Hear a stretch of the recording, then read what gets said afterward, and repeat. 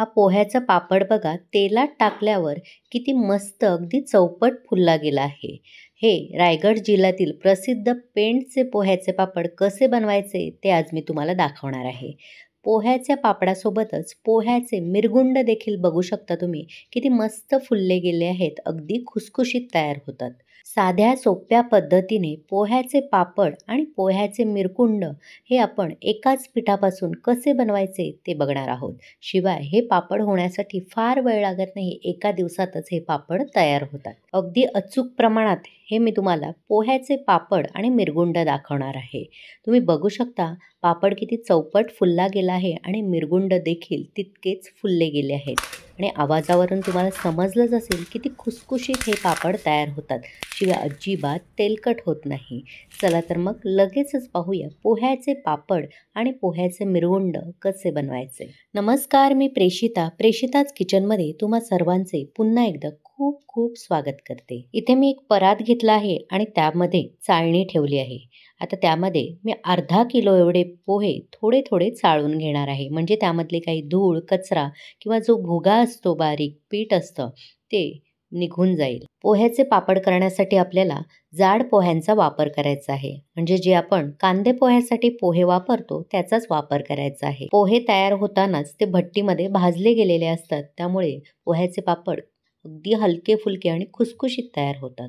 अशाच पद्धतीने उरलेले पोहे सुद्धा मी चाळून घेणार आहे. आता हे पोहे आपल्याला भाजून घ्यायचे आहेत. जरी भट्टीमधून ते भाजून आले असले तरी अजून आपल्याला ते छान असे कुरकुरीत होईपर्यंत भाजून घ्यायचे आहेत. त्यासाठी गॅसवर एक जाड बुडाची कढई मी गरम करत ठेवली आहे आणि गॅसची आच मध्यम ते मोठी ठेवायची आणि ह्यामध्ये हे पोहे आपल्याला सतत असे एखाद्या झाऱ्याने परतून घेऊन भाजून घ्यायचे आहेत. गॅसची आच मंद करायची गरज नाही.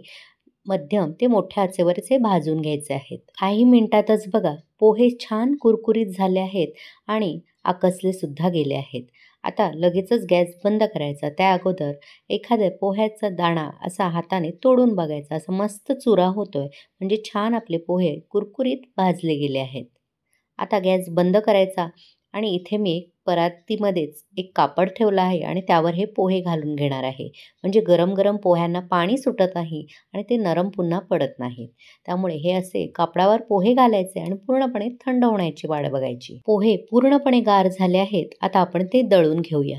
अर्धा किलोचेच पोहे असल्यामुळे मी हे मिक्सरवरच दळून घेणार आहे. पण तुम्ही जास्त प्रमाणात पोह्याचं पापड करणार असाल तर गिरणीमधून दळून आणू शकता.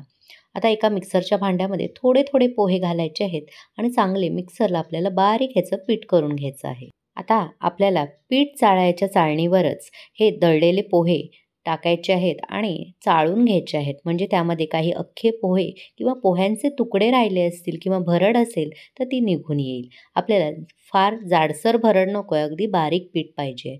त्यामुळे चाळणीने असे हे चाळून घ्यायचे. अशाच पद्धतीने उरलेले पोहेसुद्धा मी मिक्सरला चांगले बारीक दळून घेतले आहेत आणि हे सुद्धा पिठाच्या चाळणीने आपल्याला चाळून घ्यायचे आहेत. इथे बघू शकता अगदी थोडीशीच भरड निघाली आहे. मस्त व्यवस्थित आपलं बारीक पीठ दळून तयार झालं आहे. असंच आपल्याला इथे पीठ हवं आहे. इथे आपलं अर्धा किलो पोह्याचं पीठ दळून तयार आहे. आता या पिठामध्ये आपण काही मसाले घालू. तर इथे मी 1.5 मोठा चमचा भरून भाजलेले जिऱ्याची पावडर घातली आहे आणि वजनामध्ये म्हणाल तर ही 10 ग्रॅम एवढी जिऱ्याची पावडर आहे. मी अर्धा किलो पोहे घेतलेले त्यासाठी हे अचूक माप सांगत आहे. तुम्ही वजनामध्ये मोजून घेऊ शकता किंवा चमच्याच्या मदतीने सुद्धा घालू शकता. आता ह्यामध्ये आपल्याला पापड खार घालायचा आहे. तर 1 मोठा चमचा म्हणजे 1 टेबलस्पून एवढं आपल्याला पापड खार घालायचं आहे आणि वजनामध्ये हे 10 ग्रॅम एवढं आहे. पापड खार घातल्यामुळे अगदी मस्त पापड फुलले जातात. त्यानंतर ह्यामध्ये आपल्याला चवीनुसार मीठ घालायचं आहे. तर इथे मी मीठसुद्धा 1 टेबलस्पून घेतलं आहे आणि वजनामध्ये हे 15 ग्रॅम एवढं आहे. त्यानंतर आपल्याला हिंग घालायचं आहे. तर हिंगसुद्धा मी इथे 1 टेबलस्पून घेतलं आहे आणि वजनामध्ये 6 ते 7 ग्रॅम एवढं हिंग आहे. आता ह्यामध्ये मी 1 टेबलस्पून एवढीच मिरची पावडर घालणार आहे. पण ही मिरची पावडर काश्मीरी लाल मिरची पावडर आहे. तिखट नाही, फक्त ह्याला रंग येतो आणि हलकासा तिखटपणा. फार जास्त मिरची पावडरसुद्धा घालू नका. खूप तिखटवाली तुमच्याकडे मिरची पावडर असेल तर अर्धा चमचा घातलीत तरी देखील चालेल. खूप मिरची पावडर घातलीत तर पापड खाताना ठसका लागू शकतो. आता हे सर्व कोरडे जिन्नस आपल्याला एकत्रित करून घ्यायचं आहे. इथे हे आपलं पोह्याच्या पापडाचं पीठ तयार आहे. हे पीठ तुम्ही एकदा असं करून ठेवलं की हवाबंद डब्यामध्ये भरून ठेवू शकता. म्हणजे तुम्हाला जेव्हा केव्हा पापड बनवायचे आहेत तेव्हा ह्याचे पापड तुम्ही बनवू शकता. एकटी असल्यामुळे जर शक्य होत नसेल तर थोडे थोडे पापड बनवू शकता. मी सुद्धा आज पूर्ण अर्धा किलोचे पापड बनवणार नाही आहेत, तर थोडंसं ह्यातलंच प्रीमिक्स वापरायचं आहे आणि त्याचे पापड करून दाखवणार आहे. सुरुवातीला चमच्याने आणि हाताने हे पीठ आता मी मिक्स करून घेणार आहे, कारण छोट्या मोठ्या जर पापड खारच्या गुठळ्या असतील किंवा मसाले व्यवस्थित सर्व ठिकाणी लागण्यासाठी असे हाताने एकजीव करून घेणार आहे. आता या पिठामधलंच फक्त 1 कपाचे मी तुम्हाला पापड करून दाखवणार आहे. पीठ मोजताना कप अगदी घट्ट असं मी दाखवते त्याप्रमाणे दाबून भरून घ्यायचं आहे. अगदी सपाट कप घ्यायचा आहे, पण घट्ट दाबून भरून घ्यायचं आहे. आणि बाकीचं उरलेलं पीठ मी हवाबंद डब्यामध्ये भरून ठेवणार आहे आणि जसं वेळ मिळेल तसं मी पापड बनवणार आहे. आता आपण इथे 1 कप एवढं पीठ घेतलं आहे. आता गॅसवर मी एक जाड बुडाची कढई ठेवली आहे आणि त्यामध्ये ज्या कपाने आपण पीठ मोजून घेतलेलं त्याच्या दुप्पट म्हणजे आपल्याला 2 कप इथे पाणी घालायचं आहे आणि पाण्याला एक छान खळखळून उकळी आणायची आहे. एकदा पाण्याला अशी उकळी आली की गॅसची आच मंद करायची आहे आणि 1 कप आपण जे पीठ बाजूला काढून ठेवलेलं ते घालायचं आहे आणि गॅसची आच मंदच ठेवायची आणि एखाद्या उलथण्याने आपल्याला हे पीठ व्यवस्थित मिक्स करून घ्यायचं आहे. सुरुवातीला जरी तुम्हाला हे पाणी खूप वाटत असेल तरी पोहे जसजसे ह्यामधलं पाणी शोषून घेतात, पोह्यांचं पीठ असल्यामुळे ते लगेच पाणी शोषून घेतलं जातं. लगेच बघू शकता मी जसं हे मिक्स करत आहे तसं सगळं पाणी पोह्याने शोषून घेतलं आहे. असं अगदी व्यवस्थित एकजीव करून घ्यायचा. आपण जशी उकड काढतो भाकरीच्या पिठाला तशीच आपल्याला काढायची आहे. व्यवस्थित एकदा मिक्स करून झालं की लगेचच गॅसची आच बंद करायची आहे आणि झाकण ठेवून हे पीठ आपल्याला अर्धा तासासाठी असंच मुरवत ठेवायचं आहे. इथे 30 मिनिटं झाली आहेत. अर्धा तासाने आपण झाकण उघडून बघूया. इथे बघू शकता मस्त अगदी मऊसूत हे पीठ बनलं आहे. आता हे पीठ आपण मळून घेऊया. तर कधी काय होतं, काही जणांची तक्रार असते की पोह्याचे पापड बनवल्यावर त्याला चिरा जातात. तर त्यासाठी काय करायचं, इथे यामधलं थोडंसंच पीठ आपल्याला मळून घ्यायचं आहे. म्हणजे 10-12 पापड होतील एवढं आपल्याला पीठ काढायचं आहे आणि एखाद्या ओल्या केलेल्या कापडावर टाकायचं आहे. अजूनही पीठ खूप गरम आहे, त्यामुळे इथे मी एक कपडा असा ओला चांगला पिळून घेतला आहे आणि त्यावर हे पीठ काढणार आहे आणि या कापडाच्या मदतीनेच आपल्याला हे पीठ मळून घ्यायचं आहे. कापड नसेल वापरायचं तर जाड पॉलिथिनची प्लॅस्टिकची पिशवीसुद्धा तुम्ही वापरू शकता. आता हे असं दाबून मळायचं आहे आणि लगेचच तुम्ही बघू शकता किती मस्त मऊसूत पीठ मळलं जातं. जसं हे पीठ थोडं कोमट होत जाईल तसं हाताने मळलं तरी देखील चालेल.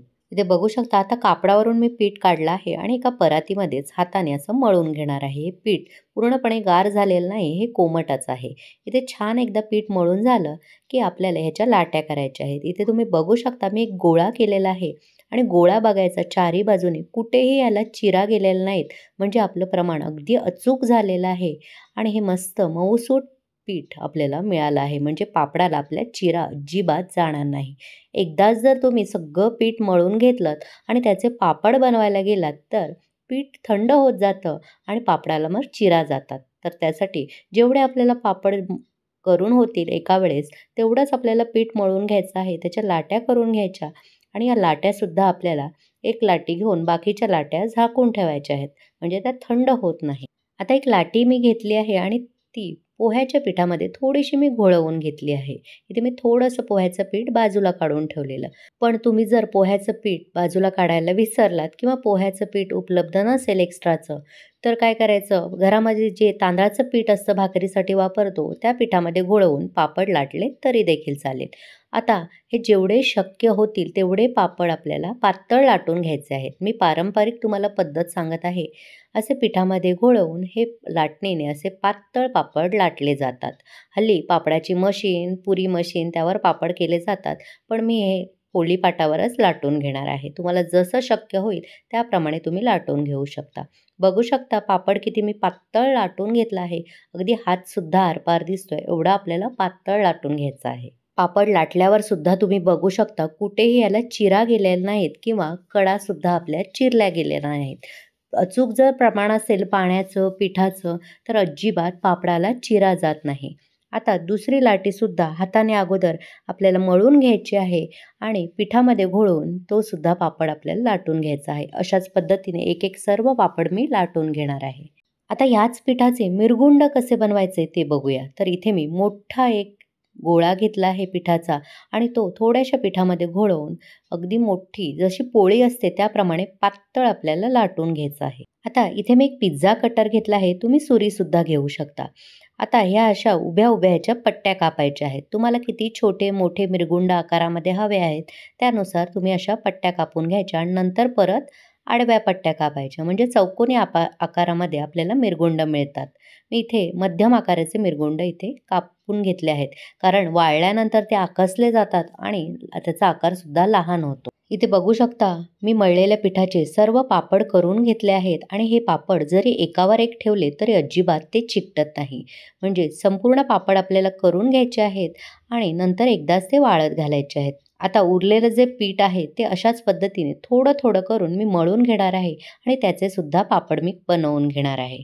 म्हणजे अजिबात पापडाला चिरा जात नाही किंवा थंड पीठ होत नाही. इथे एका चादरीवर घरामध्येच हे पापड आणि मिरगुंड मी वाळत घातले आहेत. फॅन खाली आपल्याला वाळत घालायचे आहे. डायरेक्ट आपल्याला उन्हामध्ये घालायचे नाहीत. काही जणांकडे ऊनसुद्धा येत नाही. त्यांच्यासाठी हे पापड अगदीच बेस्ट आहेत. कारण घरामध्येच हे अर्धे जास्त पापड वाळले जातात. अगदी मस्त कडकडीत होतात. इथे पापड मी फॅनखालीच वाळत घातलेले आणि आता तुम्ही 2 तासांनी बघू शकता कसे आकसले गेले आहेत.